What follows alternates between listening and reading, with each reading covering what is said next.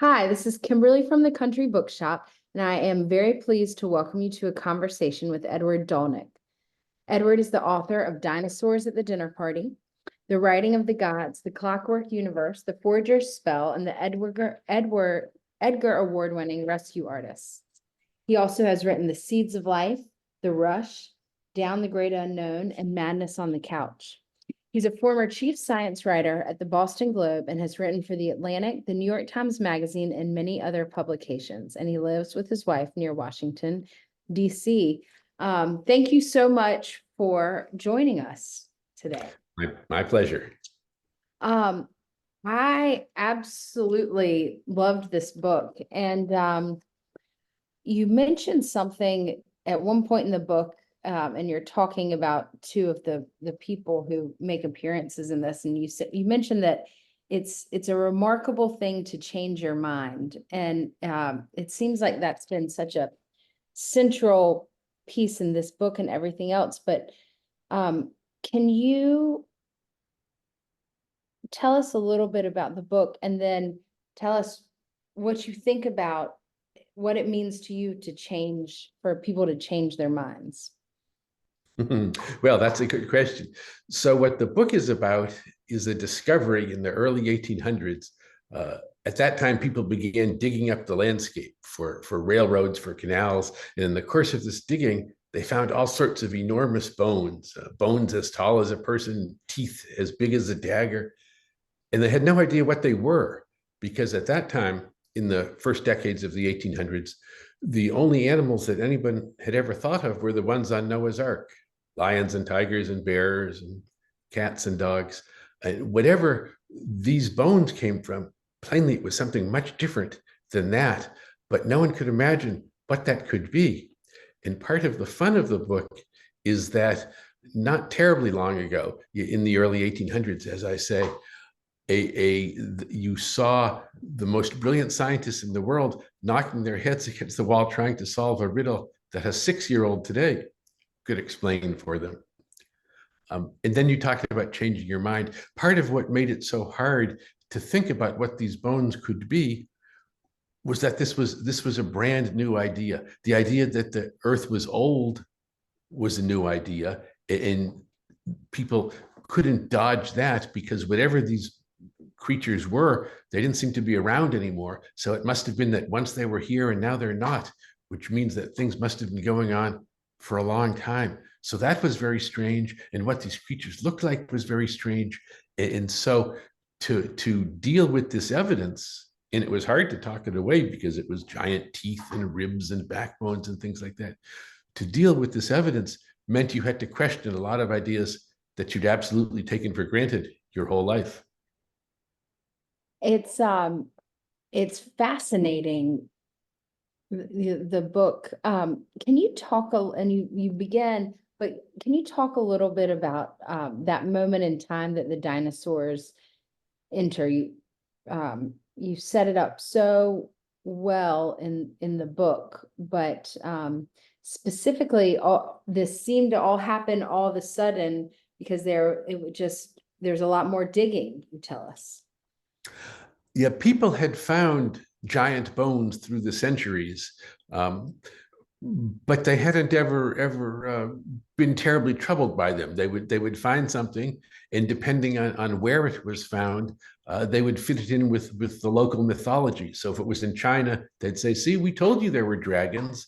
And in the New World, the Aztecs and the Incas had both found giant bones. We think they were from mammoths nowadays, but they said, "See, how formidable our ancestors were. These are the bones of people they conquered, human giants, and our formidable forebears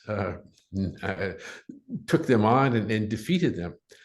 People had told that kind of story through the years, but now in the 1800s, that kind of explanation didn't seem good enough. People said it's time to move beyond stories and myths. We really have to figure out what these things were. But that was terribly hard. as we've talked about, it's in the course of digging railroads and things like that, that the pace of discovery picks up, because as you get deeper underground, you find more and more of these bones. But the first startling discovery wasn't bones at all. It was footprints in Massachusetts. A farmer's son, a young boy, was out plowing a field. The plow behind his horse dug up something strange, and he got down to look at it and scraped the mud away. And what he saw were a series of about a dozen footprints, each the size of a dinner plate, each with 3 toes. They were in solid stone. Once upon a time, we now figure a dinosaur had walked across this landscape, squishing his foot down in the mud, and over the eons, that mud had turned to solid rock, and then no one had looked at it for millions and millions of years, until by happenstance, this farmer's son happened to discover it. He saw at once that this was new. Nobody could figure what it could be.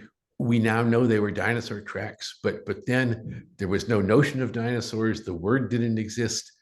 People looked at this track of a dozen prints and just shook their heads, trying to figure out what in the world it could possibly be. Well, you said the words once upon a time. Part of what I think makes this book so fun to read and so fun to sell is that there are just so many facts peppered through the book, just including just the concept of once upon a time that was new at this moment, because time changed so much. Just hearing you, this wasn't one of my written questions, but just hearing you talk about this, how cultures had fit these bones that they had been finding into myths. Do you think that the fact that the prevailing narrative or understanding in Victorian England and America at the time had removed a lot of the myths, and it was just Christianity as a one-way entrance into understanding how things were, set the scene for a new kind of reckoning or understanding? Well, it was true that the Victorians and the Americans didn't believe in dragons anymore, but they had their own set of beliefs that, for a long while, set them scurrying off on the wrong track. When they found these bones, one of the first guesses were that they were from giants, from human giants, because the bones were gigantic, first of all. And it says in the Bible, there were giants in the earth in those days. So there was biblical sanction for this notion that once upon a time there had been giants. And so the leading scientists of the day said, well, maybe these are from elephants, but no, that can't be right. Elephants aren't big enough. Giants, that's the fallback. And for a while, that was the leading theory. The trouble was, as you found more and more of the bones, a lot of them were too different from humans, even oversized humans. There was something stranger than that going on, and they had to figure out what that could be. One of the core aspects of the book, you really dive into the structure of this particular version of Christianity's perspective of man on top and all of nature existing to glorify God's design. And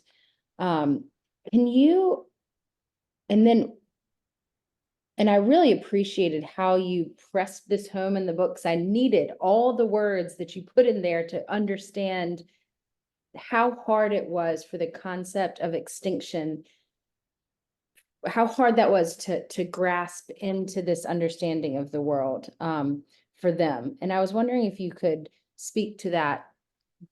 Why, give some context in this conversation about the issue of extinction as a concept. Well, extinction is something that we all know about and we worry about. Even little kids have T-shirts with pandas on them and things like that, because they know that pandas are endangered. What if they go extinct? But not terribly long ago, the idea that there was such a thing as extinction had never occurred to anybody. It was these dinosaur discoveries that thrust that in people's faces and made them confront that utterly unwelcome idea, because everybody knew from their own sad experience that individual people could die. Your grandfather could die, the person down the street might die, but it hadn't ever occurred to anybody that an entire species, all the pandas, all the zebras, that an entire species could die. And the reason it hadn't ever occurred to anybody was because everyone took for granted that the world had been set up like the most careful, most handsome diorama, a tree here, a bush there, a bird flying through the sky, and as you say, with humans at the peak of this pyramid of life. And so the notion that some creatures might once have lived and then have all died, have gone extinct, was to say that the master craftsman, the god who had designed all this, had second thoughts. He said, that's a good idea. No, it's not such a good idea. And he'd crumpled it up and thrown it in the wastebasket. That was a bizarre idea, that they couldn't imagine that a perfect creator would have had second thoughts like that. It was terribly hard. It was as scary for them as it would be if we believed that in the course of your ordinary life, a whole city or a whole country could suddenly poof out of existence. The idea was almost literally unthinkable. As you are giving perspective to this moment, it seems like these people are already, I think you used the term vertigo, getting vertigo at the unthinkable, just the pace of change, the moment of machines and cities growing and everything else. And by the end of the book, you're taking this evolution to reading the Bible metaphorically, and like what a big change this was. It was like around Reformation time, people could just read the Bible, which was new. And then this change into reading it metaphorically. And I love this context of it. I'm curious. So you pepper throughout the book these words that appear as this is happening. And I think it really gives notion to the fact that dinosaurs, scientists, archaeologists, geologists, paleontology, these are just brand new words. Did you discover this through these words through the course of your research, or were you looking specifically at dictionaries and how they evolved? How did you get this new word list that we get peppered throughout the book? Well, no, I didn't set out looking for them. It was kind of akin to stumbling over a strange fossil or a strange bone in the course of learning things. One thing I should say, the reason the book has a funny title, it's called Dinosaurs at the Dinner Party. And it has that title for a few reasons. One of them is it's meant to be to signal right away, this book is not homework. This will be fun. It won't be a dreary slog. But on top of that, the dinner party, the idea was that in the early 1800s, people thought that the natural world was a cozy and settled place. Everything made sense. The birds were chirping and the deer were leaping and all was well. And then, as we've talked about, the picture got much more complicated with notions like extinction. How did that fit in with a lovely, cozy world? And so the dinosaurs at the dinner party were a kind of intrusion, a kind of scratching at the window. There you are with your friends having a lovely evening, and all is mellow and calm. And all of a sudden you hear this noise from outside. What's that? And it turned out that unwelcome intrusion of these new discoveries meant that all your settled ideas had to be looked at again. And that was really hard and bewildering for people. It comes Sorry. through, and I love the title very much so. And I'm glad there's an actual dinner party towards the end of the book. Yes, that was another reason for the title, that's where we wind up. The scientists at first are in first their world is cozy and everything makes sense. Then it all falls apart because here are these dinosaur discoveries. But then by the end, they figured out a way, they think, to make sense of the dinosaurs, and they've restored order. And even though there are these strange beasts, still they can hang on to their picture of the world as an orderly place with humans at the peak of creation. They think that all is well. Turns out not to be quite so well as all that, because Darwin is coming along, but they don't know that. They think that they'd faced a challenge, and they've settled it. Well, you mentioned there's time being ripe for an idea, and all of these things leading up to a time, a time that's more right than others for an idea. And part of one of the things that is such a joy about the book is that throughout the book you include pictures or drawings from the time and poetry from the time. So we are really, as readers, on the ground, understanding how the thinkers and artists are grappling with this. And I'm curious, can you talk about how you use the poetry and illustrations throughout the book? How many you left on the cutting room floor? And one of the things that I had completely just not considered in a long time was how important poetry was at this moment in time, and how people used it to, you use metaphor a lot. I'm wondering if there's a metaphor for today. I guess cell phone video clips maybe is Yes. like today's poetry, but can you talk about that? Well, the reason there are so many pictures and quotes from poems and things like that in the book is to emphasize that this wasn't just an esoteric debate among a handful of scientists at Oxford or at Cambridge. These questions about what was going on, and are we humans special, or are we just another kind of animal, and was the world made for us, or did we just happen to come along? These were questions that ordinary people and artists and writers all grappled with. It wasn't esoteric scientific stuff. These were questions that people really wanted to know, that made a difference to their own lives.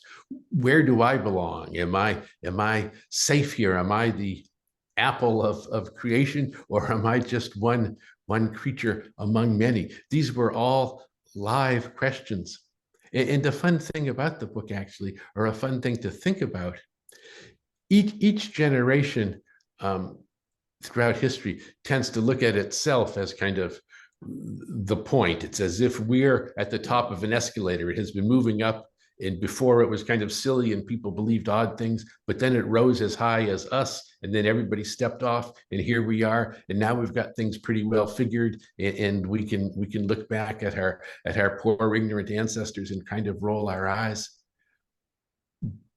But what must be true is that down the road, our descendants will look back at us and they'll think, boy, they believed a lot of silly stuff. How come they didn't see it? How come they didn't do better? But one of the peculiar things is we're stuck inside our world. We can't tell what it is that we're missing out on, what we're not seeing. But presumably, we do hold on to ideas now that are going to look silly down the road. The question, or the trick, is that we just don't know what those silly ideas are. I wrote down so many quotes, but the flattening of history is something you remind us about in the book, and I love that you remind us to be patient with our forebears, because they didn't know how it ended, and I appreciate that. But I feel like this perspective giving that we're talking about now was just pervasive throughout the book, just and I'm wondering if you could talk to the scale of measurement and a little bit about time being I Yeah. have notes here. You can pick your own. I don't want to like steal what I took from the book from you to put words in your mouth, but if you could talk about Well, what that. was disorienting for these people was the same feeling that we get nowadays if you visit the Grand Canyon and look at how deep it goes and how high the walls rise, or if you take an elevator to the top of a skyscraper and get close to the edge of some observation balcony and look down and see how far it is. That kind of physical feeling is a counterpart of the intellectual disorientation they felt. The world everyone had assumed had been 6,000 years old. But then it turned out it was millions or hundreds of millions of years old. And that is such a giant expansion that people couldn't grasp it. It's as if you thought that the sun, say, was the only star in the sky or one of a few. And then someone came along with a telescope and you looked through it and you saw that not only were there more than one star, they went on as far as you could see in every direction. And we didn't seem to be at a special place. We were one dot in this enormous blackness dotted with stars. And that's how they felt about time, that we weren't at this special moment that everything had been building to. They began to think, as a result of this time expanding, we were just a little speck bobbing on this almost infinite ocean. And that change in perspective from everything being centered on us to us as doing our best to hang in there in an immense and maybe indifferent universe, that was a huge disorienting shift for people. And that it was a specific time. What struck me is when somebody said half as old as time, you were like, no, that was a specific measurement, because everyone agreed on that. Yeah, there was a poem that someone talked about a gorgeous city, Petra in Jordan. It was half as old as time, he said.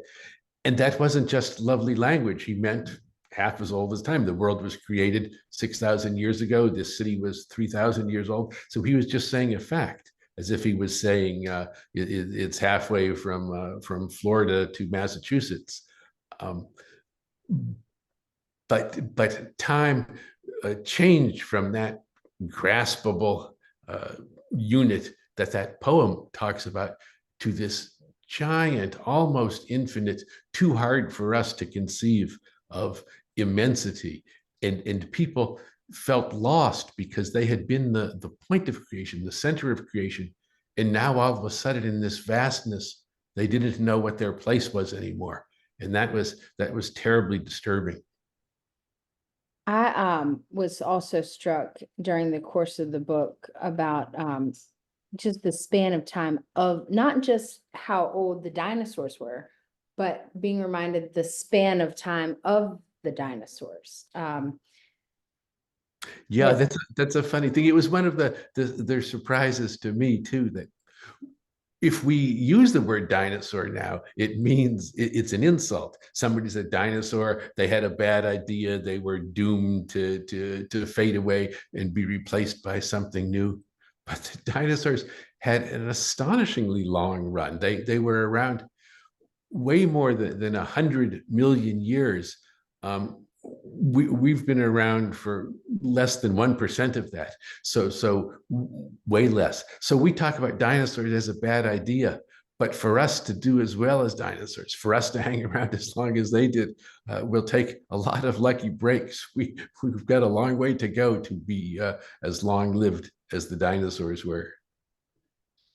I kept thinking, you don't mention like ants in the book, but as I was reading it, I just kept thinking about ants for whatever reason, probably because I've been battling them this summer, so they have been on my mind, but just that shifting of perspective and scale that the Victorians were going through, and that you do such a beautiful part of the reason why I wanted to bring up the metaphors and the poetry and the pictures is that you do a really beautiful way of leading us to this place, and how people were changing their minds. And you also get to pepper the book through with some really fascinating people that I enjoyed meeting. And as you were studying all of these people in these fields, you do a wonderful job of talking about Mary Anning, and then there's just too many. There's so many. Are there any ones that became your favorites during the course of your research? Just Well, this was an era of eccentric people, so that was great fun. When you set out to write a book, it takes a while. So these people are going to turn up when you're having coffee in the morning, and so you're glad to like them. And so by good fortune, I was glad to see them pop into my kitchen all the time. And I came actually to I fell in love a bit with Mary Anning in particular. She was the greatest fossil finder of them all. She was a poor woman who lived on the southern coast of England. She had everything going against her. She was poor. Girls in those days could only go to school for a few years. She was done school after by about age 11, but she was quite brilliant and ferociously hardworking, and better than that, really quite feisty. So she would find these marvelous things, and she needed to sell them because she was trying desperately to earn a living. And so she would sell a particularly handsome bone to some collector. And then the collector would donate it to a museum, and the museum would put up a sign that said, from the generous donation of Sir So-and-so, never mentioning Mary Anning's name, although she was the one who had found it, who had done all the work. But gradually it became so clear that she could spot these things that no one else could, that scientists, quite distinguished ones, ended up making a beeline to her little cottage in a little town on the coast of England, lining up to ask if she would please be willing to take them out fossil hunting with her. It was for them, this was a terribly class-ridden society. There was it made a giant difference if you were well off or if you weren't. More than that, men had a huge advantage in social prestige over women who were left to do lots of the work and closed off from nearly all the recognition and glory. But Mary was so good that it was hard to close her away, and she was pretty independent. She said, "Wait a minute, I found this." So I quite admired her. I really enjoyed getting the run through in the book. My favorite, and this is from your book and not even, further research, was William Buckland. Despite his, end of life struggles, he kind of spoke to me. But I have a whole list in my notes of people I Oh, want to. wonderful. Well, Buckland was a marvelous, larger than life character, and I hadn't known anything about him really. He was enthusiastic and loud and boisterous and excitable in an age when those were not the virtues that people were respected. You were meant to be quiet and soft spoken and circumspect and roundabout. And he wasn't like that. He was thrilled with these things he was discovering. His house, it was full of snakes and rabbits and foxes and bones and fossils. Down the center of his dining room table, he had the spine of a prehistoric creature, this long thing that he'd stuck candles in as a candelabra. And he was not only fascinated with everything that had ever flown or crept or slithered, but for mysterious reasons, he seemed bent on eating them all. So dinner at Buckland's house was always this kind of nerve-wracking invitation, because you never knew what would be on the menu. It might be alligator, it might be fox. At one point, he served up a dinner of mice served on little pieces of toast. And then you had to kind of do your best to gulp down dinner and maintain a cheery face. You made mouse sound like very good, actually, in the writing. Um, it, it was interesting in seeing your notes, all the archival places, and I could only imagine, what these archive, because this was a time of archival creating I don't know, I just was wanting to hear from you what it was like to be in those archives, and and you talk about a time of letter writing and diary keeping, and were you able to hold these letters in diary? I mean, what was this experience like for you? Yeah, you can see them, you can hold them. Usually you have to wear little Mickey Mouse gloves so that you don't hurt the paper or get it stained or something. But this is an era, um, not only long before email and cell phones, but before any kind of telephone. So communication is by letter writing, and people keep diaries and journals. Um, and that was a very common thing to do when you would write at enormous length, and lots of them were good writers besides. So it's quite lively. It's fun to read notes from the big characters in the story, but also everybody is writing things, so you get a little behind the scenes stuff. And with someone like Mary Anning, you can read not only today I was out on the cliffs and I think I found a bone that may take some more work to dig out, but I'm all excited about it. But you also find everyday notes that she writes to some collector who she's sold a bone to, and she says, it's been about 2 months, and I hate to trouble you, but you do still owe me payment. I'm sure you must have forgotten. So you get these little glimpses into everyday life. It's not only accounts of great historic moments. It's these little peeks at what life was like. It's it comes through in the writing, and I absolutely love it. I am wondering,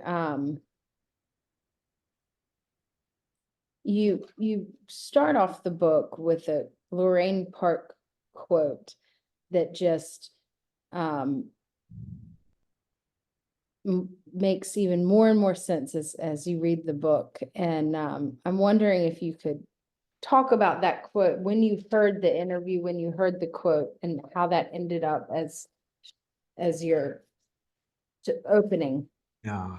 Well, someone once said that a nonfiction book is a book that's meant to answer some question. That's how they're organized. The question that I had in mind was, what was it like to see something that no one had ever seen? That's what I wanted to learn about, to capture. It hadn't ever occurred to anybody that there were such a things as these bones, and now they find them. And what is that confusing moment like? That's what I wanted to explore. And this epigraph that you mentioned by a historian, she says, well, let me quote it. Because I don't want to mess it up. She says, "How does the once unthinkable become not only thinkable, but self-evident?" So you have an idea that at first someone proposes, and the idea in this case is, once upon a time there were creatures as big as dragons and they ruled the earth. An idea that is unthinkable at first when somebody proposes it and everybody says, no, that can't be. How does it make its way from that to us today saying, yeah, of course, dinosaurs. My kindergartner knows all about them. How is it that transition happens from it can't be to of course it is? Everybody knows that. That was the transition that I wanted to make. And that epigraph comes first. It's the first thing you see in the book, but it might not be till the end of the book that you understand what it's about. Oh, so this is how you discover how your worldview changes when you grasp some idea that once upon a time had never even crossed your mind. When I was after I'd read the book, and when I was pulling apart your biography for the little intro, I saw one of the books you had written is The Seeds of Life. And I was wondering if you could tell us, quick elevator pitch about that book and when you were writing that and how that dovetails into your this question for this book and your research and understanding of it all. Well, The Seeds of Life was actually one of my favorite books. It's a favorite of mine. I mean, I don't mean favorite in all Yes. in all the world. It has a little bit of the same structure. What The Seeds of Life is about is how it was, and it took a terribly long time for people to figure out where babies come from, because they all knew, everybody knew from time immemorial that it had to do with sex, that they knew that much, but they couldn't figure out beyond that, how did it work? How was it that these few minutes of huffing and puffing give rise to a human being? Right. They didn't, everybody knew it happened, but they didn't know how it happened. And part of the fun of that story is this was an era, this was in about the 1700s. It took that long to figure it out. This was an era when scientists were nearly all male, and not only were all the scientists male, but they were males who were pretty full of themselves. And so they had their answer to this question. Where these babies come from is the male plants a seed, and the female is merely the field where the seed grows. She doesn't do much. The creative part is from this marvelous male. But then some people had the bad taste to say, some of these babies look kind of like the mom. How does that fit with your theory that she's just the passive container? And they say, oh yeah, damn, there must be more to it. And so this is another one of those riddles, how humans grow from this tiny little speck to babies, and then kids, and then adults.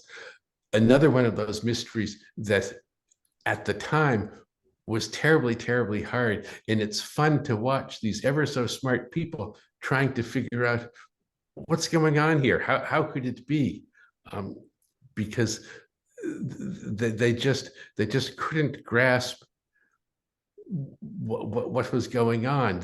How could it be that first of all, that lowly females, that was a complication, that they were equal part. This is a story that's pretty hard to write women out of. But if it was your impulse to do that, then you'd be off on a wrong track that would make for all sorts of trouble. And so that's part of the story. How did they get so wrong? Then how did they reel themselves back to a sensible theory? How'd they do it? And when you're what is intriguing to me at just the portrait how hard that it was, how hard that was to and to your point with this book of having the understanding of flattening history and when people see life, you understand the world, and when you have to understand it differently,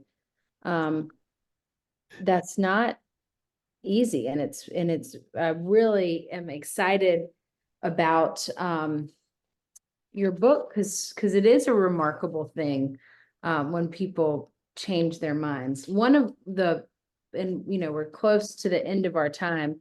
I don't think we have a lot of live attendees, so that means I get to ask more questions, because usually for the last 15 minutes I will let other people ask questions. But you mentioned part of what you're doing, and let me get here, about culturally and artistically.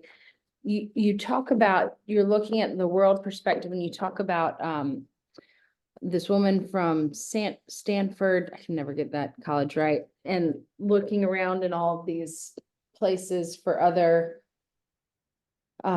locations of it. Was she looking in the southern hemisphere at all? She's mostly Asia on the one hand, lots of work in China, and then lots of work around the Mediterranean is her main turf. And what she was after, what she was after was, is there a relation between the myths that you hear in a different culture about centaurs and cyclopses and things like this, and the actual discoveries that people who lived in the area where those myths took hold? Is there some connection between the myths and their real life experiences?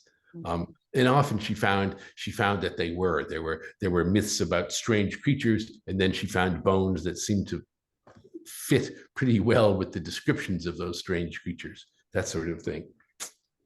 It had been, this is what I was reading when you had signed in to our talk, and I hadn't let you in. I was trying, I've read, it's been like 20 years since I've read these books, but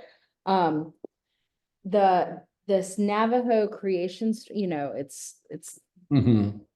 Dinebahane. I was remembering some stuff and I found it Oh, part of the story, and then I'll read you what I found, and then I remember, how things pop in, something else that I haven't found, but I'll tell, but it's if it's on page 49, but it says, golly, this is the 1984 University of New Mexico Press version.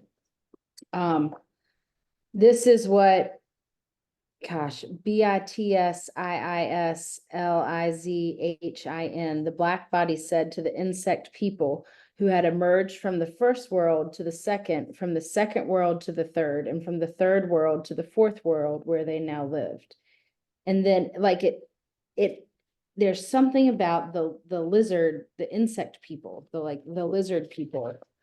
And then somewhere in, I took like a class on creation myths. mm-hmm. There's some other story that talks about the bugs crawling through the reeds or something. Oh, I I, I think it's these two. I pulled these out of my stack hidden away that I haven't looked at in a very long time. But I wanted to tell you about it since I get to talk to you in this moment. yeah. Well, I don't know that. I'll try to learn more about it. One of the things that's special about this Adrienne Mayer woman, this woman who studied the myths, is that contrary to a lot of experts, she took seriously the folklore and the anthropological insights of the people she studied. There's a tendency sometimes among scientists to say, well, today we understand quite a lot, and in the past they believed misguided notions. But some of those misguided notions have clues that are worth following up on. People knew a lot actually for a long while about, especially if they were living in some kind of harsh or unforgiving landscape, about how to get on and what the weather meant, and where you might find food, and where you had better hurry through because it was dangerous, that kind of thing. It turns out that there's lots of wisdom quite often in those ancestral tales. And this scientist, Adrienne Mayer, took that kind of idea seriously, and found some quite remarkable things.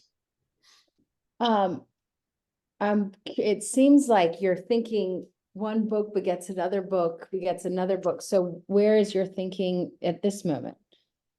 Well, I'm not sure what will come next, but it will likely have to do with this question somehow of confronting something new and trying to make sense of it. I'm interested in that riddle. What do you do besides throw up your hands and say I don't get it? How do you find your way through something? So I'm not sure yet what the riddle will be, but I expect there's one out there. I look forward to seeing which one you choose to zoom in on for us all. Is there anything else that you want to say for anybody who's discussing this book, or anything that I did not ask about that you would like to share? Well, you asked terrific questions. So thanks. We covered lots of territory. The big message, I think, is that well, there's two. One is that it's a yarn. It's not an essay. There's a story here, and that's fun. And the second is that although dinosaurs are in the title, and there's lots about dinosaurs, it's really a story about people. And probably the best stories are people stories. So there's a lot. It's fun. It's not homework. It's fun. So take a look.